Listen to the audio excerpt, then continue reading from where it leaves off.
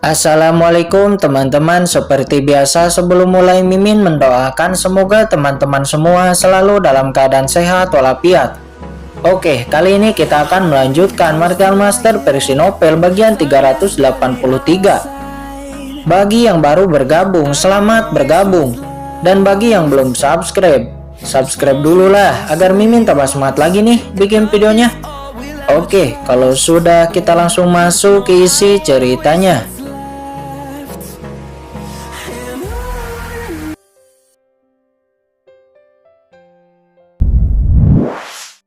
Kincen, kepemilikan tubuh, apa maksudmu? Kata murid sekte pengembalian asal. Tidak, itu bukan kepemilikan tubuh. Orang pucat itu sepertinya tidak memiliki esensi. Dan itu sepertinya hanya teknik jahat, kata Sang Wuji. Wah, bagaimana Tuan Sang Wuji tahu betul? Apa itu karena kamu adalah bagian dari orang-orang pucat ini? Kata Kincen seraya tersenyum mencibir. Sang Wuji menggelengkan kepalanya. Ini pertama kali saya datang ke sini, bagaimana bisa saya menjadi bagian dari mereka? Tiba-tiba wajah Sang Wuji menjadi jelek. Apakah kamu mencurigaiku? Kata Sang Wuji. Mencurigaimu? Biarkan saya lihat siapa sebenarnya orang-orang ini. Kata Kincen, pedang karat muncul di tangannya dan menebas. Langsung menghantam dada orang berbaju hitam itu, membelah dadanya. Namun sebuah energi Yinki menyelimuti dadanya dan dalam sekejap mata dadanya pulih kembali. Tanpa luka sedikit pun. Nampaknya dia abadi. Orang berbaju hitam itu langsung meraung. Dalam raungannya gelombang suara langsung menyerang jiwa, menyapu semua orang. Hanya Kincen, skeleton cabang dan Sang Wuji yang tidak terpengaruh. Sedangkan yang lainnya nampak kesakitan. Yu Qiansu, Chen Sisi, dan Jiruyu juga nampak kesakitan. Kincen, tempat ini sangat berbahaya. Ayo kita keluar. Orang berbaju hitam ini tidak bisa dibunuh. Nampaknya dia abadi. Kata Yu Qiansu. Sepertinya kita tidak bisa keluar. Pintu masuknya telah tertutup. Kata Chen Sisi. Semua orang menoleh ke belakang dan pintu masuk benar-benar telah tertutup. Wajah mereka semua tiba-tiba menegang. Jiruyu memegang pedang fearless-nya dan menebas ke arah pintu masuk. Namun pintu masuk benar-benar sudah tertutup. Ada kekuatan Yinki yang menyelimutinya. Hahaha, jangan sia-siakan kekuatanmu. Jika kita tidak menghancurkan formasi larangan, kita tidak akan bisa keluar dari kamar batu ini, kata Kincen seraya tertawa. Kincen, kamu masih bisa tertawa saat ini, kata Jiruyu. Kenapa tidak boleh tertawa? Jiruyu, Yu Qiansu, 4 orang berbaju hitam ini, apakah kalian tidak mengenal mereka? Kata Kincen. Jiruyu dan Yu Qiansu memandang keempat orang itu, namun mereka berdua sama sekali tidak mengenalnya. Ingatan Jiruyu dan Qiansu terlalu lambat, saya tidak punya waktu untuk menjelaskan. Kemudian Kincen menoleh ke arah kedua orang berbaju hitam. Aku tidak percaya kalian abadi, kata Kincen. Dia langsung melesat dan menebas lagi. Yongye, yang lain aku serahkan kepadamu, kata Kincen. Segera Kincen dan skeleton cabang bertarung dengan kedua orang berbaju hitam itu. Terlihat Kincen dan skeleton cabang berada di atas angin. Kekuatan serangan mereka berdua sangat kuat, jauh jika dibandingkan dengan kedua orang berbaju hitam itu. Hanya saja kedua orang ini bisa dengan cepat pulih setiap mereka terluka. Lukanya itu dalam sekejap pulih. Pada saat ini, Penatua Wei dan Yue Zhongqi tiba-tiba sadar dan dua orang berbaju hitam yang mencengkeramnya tiba-tiba hancur dan menghilang. Sepertinya mereka berdua bukan lagi diri mereka, tapi sudah dikuasai oleh orang lain. Keduanya menyeringai. Mata Penatua Wei dan Yue Zhongqi nampak aneh dan berkata, Kincen, aku akan membantumu. Semuanya, ayo bantu Kincen, kata Sang Wuji. Dia juga menyeringai aneh. Yue Zhongqi, Penatua Wei, Sang Wuji, dan semua orang di sana di waktu yang sama bergerak menyerang. Hanya Yu Qiansu, Chen Sisi, dan Jiruyu yang tidak bergerak, karena Kincen sudah berkata sebelumnya, jika Kincen tidak memberi perintah, mereka tidak akan bergerak sedikit pun. Melihat itu, Kincen dan skeleton cabang langsung berhenti bertarung, berbalik. Di saat yang sama, segel pembalik surga dan tombak hitam langsung dikeluarkan. dan langsung membentuk pertahanan. Di saat yang sama, Sang Wuji, Penatua Wei, dan Yue Zhongkui yang awalnya akan menyerang dua orang berbaju hitam, tiba-tiba menyeringai dan malah bergandengan tangan dengan dua orang berbaju hitam itu. Kelimanya menggabungkan serangan lalu dilayangkan ke arah Qin Chen dan Skeleton Cabang. Untungnya Qin Chen dan Skeleton Cabang telah bersiap. Dengan segel pembalik surga dan tombak hitam, serangan gabungan kelimanya dapat diblokir. Jika Qin Chen tidak siap, bahkan jika Qin Chen dan Skeleton Cabang kuat, mereka berdua akan setidaknya terluka parah di bawah serangan gabungan mereka berlima. Penatua Wei, Penatua Yue, Penatua Sang, apa yang mereka lakukan?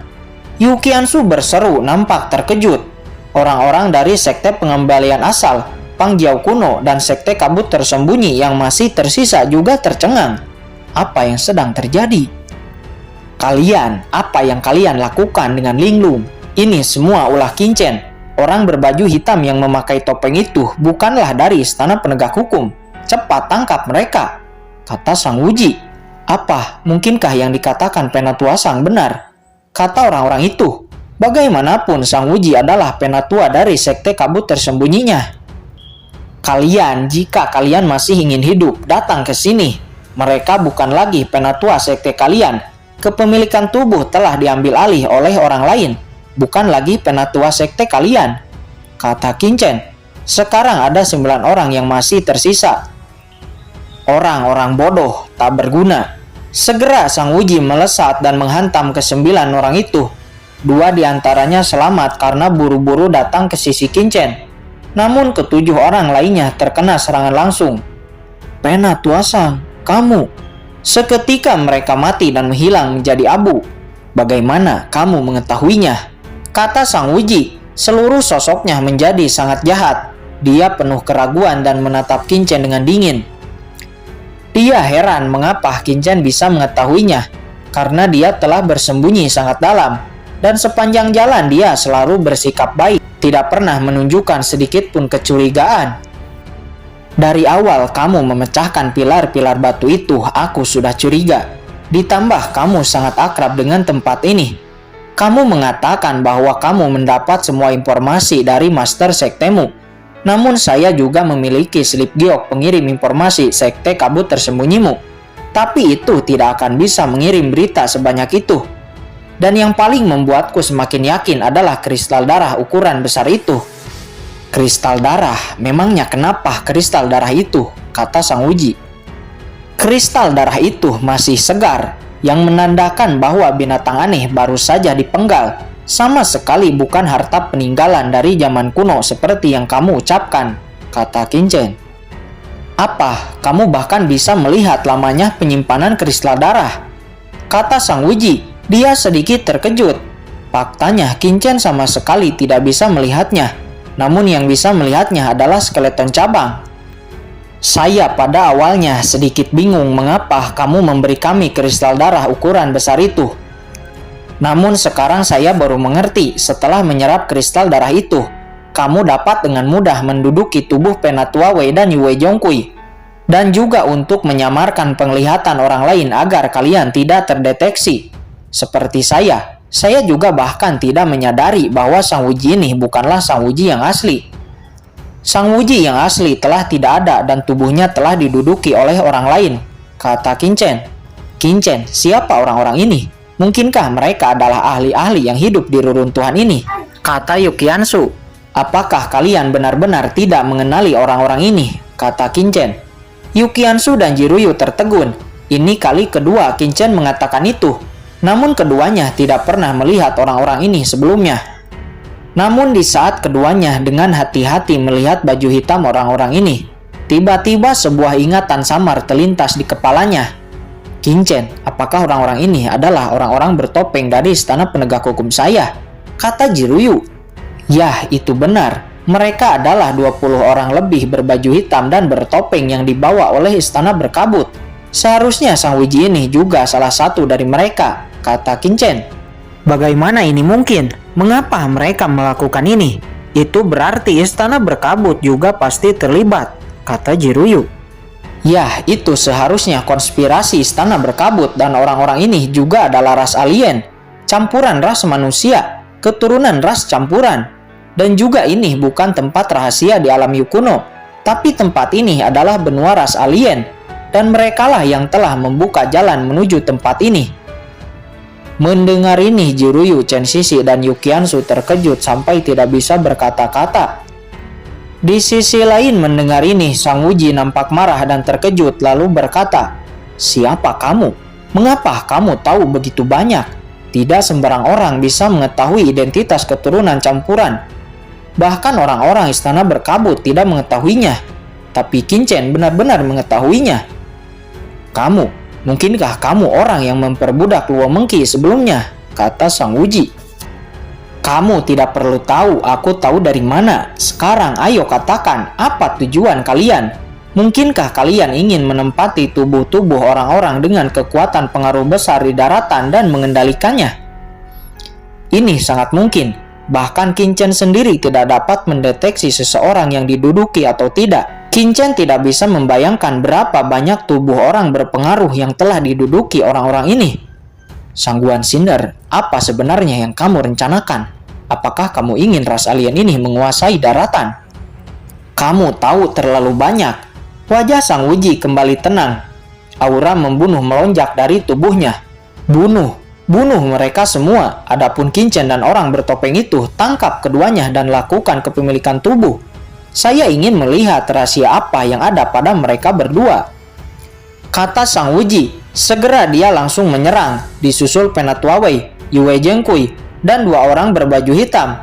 Mereka juga menyerang ke arah kelompok Qinchen secara bersamaan. Hahaha, nah, kamu telah mengetahui identitas kami. Hari ini kamu tidak akan bisa keluar dari sini hidup-hidup, kata Sang Wuji. Energi hitam iblis memenuhi telapak tangannya dan langsung menyapu ke arah Qinchen. Namun Qinchen dengan mudah memblokirnya. Mustahil. Sang Wuji terkejut. Bahkan ahli martial sovereign tahap akhir mungkin akan ditangkap dengan mudah oleh serangan itu. Segera Sang Wuji menyerang lagi. Namun lagi-lagi Qinchen tidak terdampak apapun. "Apakah kamu sedang menggelitik saya?" kata Qinchen. Setelah tubuh suci abadi naik ke tingkat 7, serangan semacam Sang Wuji ini dapat dengan mudah ditahan tanpa rasa sakit sedikit pun. "Bunuh yang lain, saya ingin melihat apakah anak ini masih akan sesombong itu," kata Sang Wuji. Pada saat ini, Penatua Wei, Yue Zhengqi, dan dua orang berbaju hitam telah sampai di depan Jiruyu dan lainnya. Sebuah jaring hitam yang dipenuhi energi iblis hitam menyapu ke arah mereka. Kedua orang murid sekte yang selamat sebelumnya yang melihat itu nampak ketakutan sampai kehilangan kewarasannya. Domain pedang. Jiruyu dan Yukiansu mereka berdua langsung menampilkan domain pedang. Kalian dari istana penegak hukum. Pada awalnya saya akan membiarkan kalian hidup. Namun karena kalian sudah mengetahui rahasia kami, maka kalian harus mati, kata orang yang menduduki tubuh Penatua Wei. Namun sesaat kemudian mereka terkejut karena di bawah domain pedang, serangan mereka semua sama sekali tidak mampu menerobos. Apa? Ini tidak mungkin. Penatua Wei, Yue Zhengqi, dan lainnya terkejut karena kekuatan Jiruyu, Yukiansu, dan Chen Shishi lebih kuat daripada yang mereka bayangkan. Di sisi lain, Qinchen mengeluarkan Bloodline Guntur. Di bawah serangan Guntur, pertahanan Sang Wuji langsung hancur dan tubuhnya diselimuti Guntur. Qinchen langsung meraih leher Sang Wuji. Katakan apa tujuan kalian selain menempati tokoh-tokoh kuat di daratan? Pasti kalian memiliki tujuan lain kan? Kata Qinchen. Pada saat ini Sang Wuji nampak ngeri. Qinchen lebih menakutkan daripada yang ia bayangkan. Bahkan dia tidak bisa menahan satu serangan Qinchen. Lepaskan dia. Yue Zhengqi dan tiga lainnya di saat yang sama menyerang ke arah Qinchen untuk menyelamatkan Sang Wuji. Jie, lawanmu adalah aku. Skeleton cabang langsung muncul di depan Qinchen. Dengan tombak hitam darah di tangannya, dia dengan mudah memblokir serangan gabungan keempatnya. Jie, kekuatan iblis yang lemah. Biar saya tunjukkan kekuatan iblis yang sebenarnya, kata skeleton cabang dan langsung menyerang. Di bawah serangan skeleton cabang keempatnya langsung dihempaskan dan jatuh dengan malu, nampak kesakitan. Siapa kamu sebenarnya? Kata keempatnya, mereka marah dan juga terkejut karena lawan juga mengeluarkan kekuatan iblis, dan kekuatan iblisnya lebih murni daripada kekuatan iblis mereka. Apakah ada manusia iblis selain kita di alam ini? Tanpa mereka tahu, skeleton cabang adalah iblis yang sebenarnya, bukan keturunan campuran seperti mereka. Cepat jalankan larangan formasi pembangkitan, kata Sang Uji.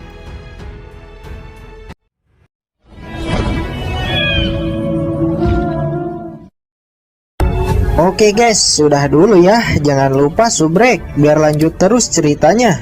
Bagi yang sudah subrek, mudah-mudahan dimudahkan rezekinya. Mimin undur diri. See you next and goodbye.